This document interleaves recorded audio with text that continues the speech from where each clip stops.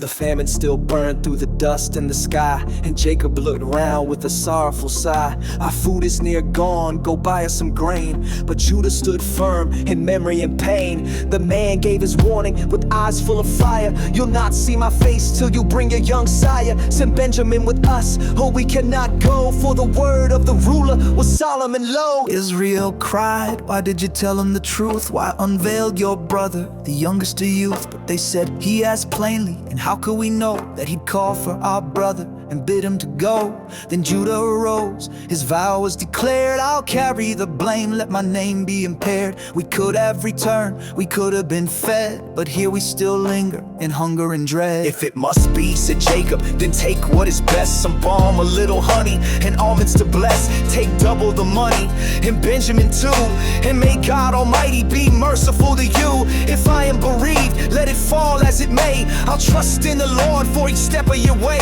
So they rose with their treasures in trembling intent to the land of the Nile where their footsteps were sent. Mercy at the table, justice at the gate. A heart that once shattered now wrestles with fate. Brothers and strangers trembling in awe as Joseph remembered what only God saw. He wept in the silence concealed by the veil, but the mercy of God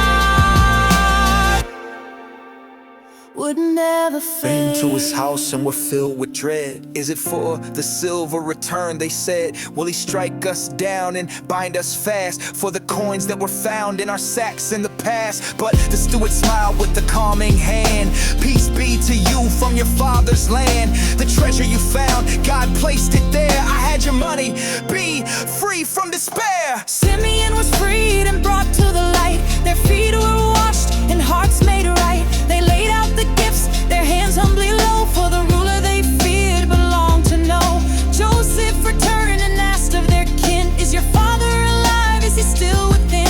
They bowed once more, their words held dear. Yes, he is well, and we bring you Then his cheer. eyes found Benjamin, his mother's own son, and the ache in his chest could no longer be undone. God be gracious to thee, he whispered in love, then fled to his chamber to pour tears above. He wept for the years, the silence, the scar. He wept for the boy who grown from afar. But he washed his face and he came back again with the heart held steady by God's mighty hand. Mercy at the table, brothers unaware. They sat in their birthright, still caught in despair. But Joseph knew all, his plan was divine. He fed them with mercy, poured out like wine. And Benjamin's portion, 5 times the share, revealed love remembered,